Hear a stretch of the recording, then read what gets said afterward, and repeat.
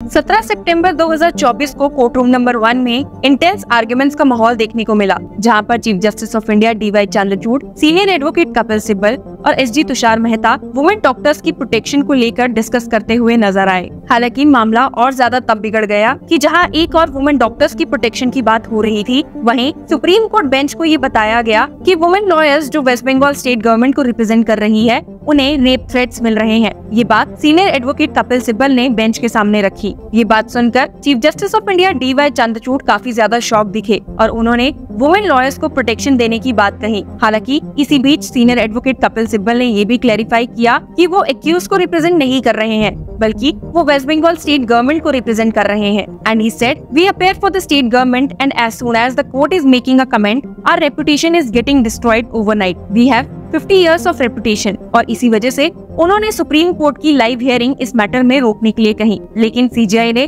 इस बात से साफ इनकार कर दिया। अब ये सब सुनकर एक बात तो साफ है कि लोगों का गुस्सा वेस्ट बंगाल के चीफ मिनिस्टर और सरकार की तरफ काफी ज्यादा बढ़ा हुआ है। और इसी बीच किसे पता था कि सीजीआई के सामने कई सारी पिटीशंस इस मामले से जुड़ती हुई सामने आएंगी। जी हाँ, आपने सही सुना, ऐसे ही कुछ देखने को मिला जब सीजीआई के सामने एक पिटीशन आई, जिसको देखकर वो काफी ज्यादा फायर्ड हो गए। असल में हियरिंग के दौरान एक लीगल काउंसिल ने chief justice of India D Y Chandrachud led bench के सामने ये रिक्वेस्ट रखी कि रेप मैटर को देखते हुए वेस्ट बंगाल की चीफ मिनिस्टर ममता बनर्जी को उनकी पोस्ट से रिमूव कर देना चाहिए। अब सोचिए कि जहां ये सुनकर आप ही ज्यादा शॉक्ड हुए हैं, वहीं chief justice of India D Y Chandrachud ने कैसे रिएक्ट किया होगा। उन्होंने कहा कि भला एक लीगल प्लेटफॉर्म पर ऐसी पॉलिटिकल बातें क्यों छेड़ी जा रही हैं। चौंकने से ज्यादा वो काफी ज्यादा भड़के हुए नजर आए और उन्होंने उस लीगल काउंसिल को ये कह दिया कि अगर वे शांत नहीं हुए तो उन्हें कोर्ट रूम से बाहर निकाल दिया जाएगा। He added, This is not a political forum, all right? You are a member of the bar. We are not here to see what you feel about a political functionary। CGI के ये कहने पर SG Tushar Mehta भी इस बात से agree करते हुए नजर आए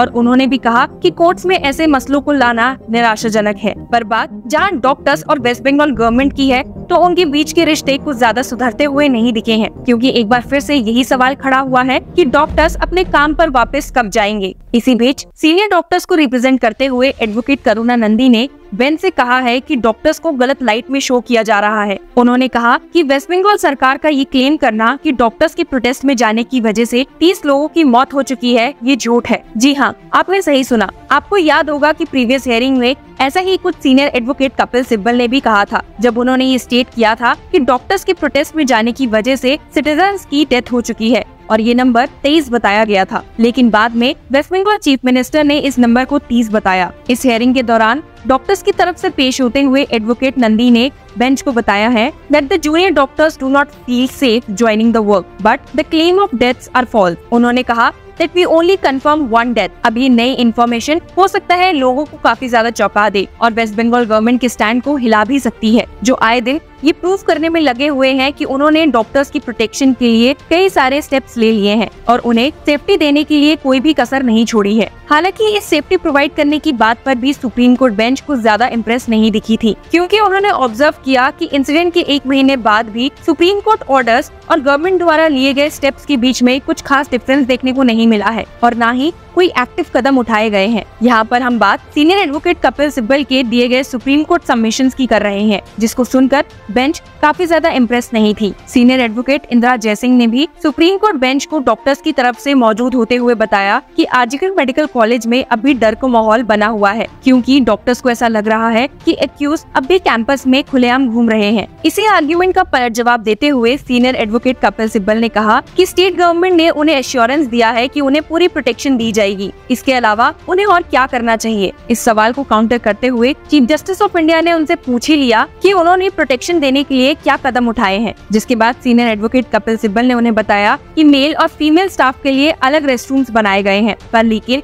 उस काम को कंप्लीट होने के लिए अभी 2 हफ्ते का टाइम और चाहिए। साथ ही उन्होंने ये भी बताया कि फीमेल स्टाफ को ट्रेनिंग भी दी जा रही है, लेकिन उसके लिए भी 2 हफ्ते का और टाइम लग सकता है। हालांकि इस और टाइम लग सकता है के सवाल पर सीजीआई काफी नाराज दिखे और उन्होंने कहा, the devil lies in the fine print when will they complete the training. इसके अलावा एक और जो मेन पॉइंट जिस पर चीफ जस्टिस ऑफ इंडिया काफी ज्यादा डिसअपॉइंटेड दिखे वो था सीसीटीवी फुटेज का प्रॉब्लम। असल में सीनियर एडवोकेट कपिल सिब्बल ने स्टेट किया था कि वेस्ट बंगाल स्टेट गवर्नमेंट ने आजीवन मेडिकल कॉलेज में 400 प्लस कैमरास को सैंक्शन किया है, लेकिन बेंच ने ऑब्जर्व किया कि अब तक 40 कैमरास भी उस कैंपस में नहीं लगाए गए हैं। कपिल सिब्बल ने इस पर भी सुप्रीम कोर्ट बेंच को आश्वासन दिया और कहा कि ये काम भी जल्द ही हो जाएगा, लेकिन इस स्लो पेस से नाराज चीफ जस्टिस ऑफ इंडिया ने उन्हें डांटते हुए कहा, "These girls joining the 45 medical colleges in the state are just out of 12th standard and are very young and are interns also. You must have a police force in these 45 colleges." इस point पर senior advocate Indira Jaisingh ने भी bench को कहा कि अगर सरकार कुछ कॉन्फिडेंस बिल्डिंग स्टेप्स लेंगी तो डॉक्टर्स को वापस अपने काम पर जाने से क्या झिझक हो सकती है। जिसके साथ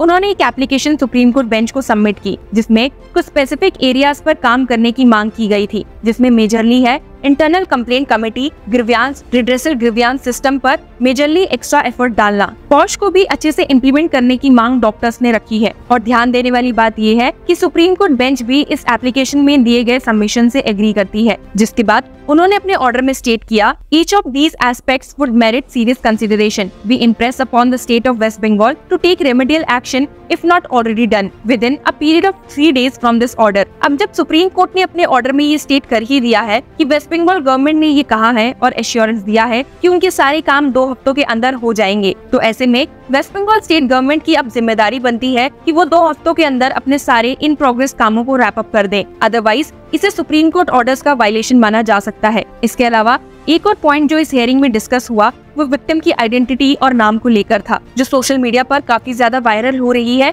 और जो नहीं होना चाहिए था। हियरिंग के दौरान सुप्रीम कोर्ट बेंच को बताया गया कि विक्टिम की आइडेंटिटी और फोटोग्राफ अब भी एक्सेसिबल है। ये बात सुप्रीम कोर्ट बेंच को एसजी तुषार मेहता ने बताई। इसी बीच एक और लीगल रिप्रेजेंटेटिव ने उनसे कहा कि विकिपीडिया को जब ये डाटा रिमूव करने के लिए कहा गया तो उन्होंने इससे साफ मना कर दिया और ऐड किया that it can not be censored. इसके जवाब में एसजी मेहता ने भी बताया that it is not censoring as the law requires the identity and photograph of the victim to be anonymous। जिसके बाद सुप्रीम कोर्ट ने अपने पुराने ऑर्डर को रिकॉल किया जिसमें ये कहा गया था कि सोशल मीडिया से ये सब रिमूव होना चाहिए, और इसी ऑर्डर को स्टेट करते हुए उन्होंने कहा, "In the interest of maintaining dignity and privacy of the deceased, the governing principle is that the identity of victim in a rape and murder case shall not be disclosed." अब इन सारी बातों के बावजूद भी डॉक्टर्स ये claim कर रहे हैं कि इस केस में एविडेंस टैंपरिंग हुई है। और आइए एक नजर डालते हैं कि डॉक्टर्स के क्या ओपिनियन है।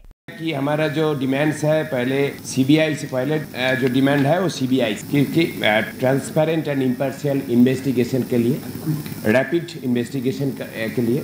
दूसरी मांग हमारे है गवर्नमेंट ऑफ वेस्ट बंगाल से, क्योंकि ये सिस्टमिक फेलियर एंड करप्शन के लिए ये घटना घटी, उसका जो जिन डिपार्टमेंटल ऑफिशियल्स का इन्वॉल्वमेंट दिखा गया है, पुलिस एंड हेल्थ का, वो सभी डिपार्टमेंटल हेड को इमीडिएट रिमूव करना पड़ेगा, अपसारित करना पड़ेगा।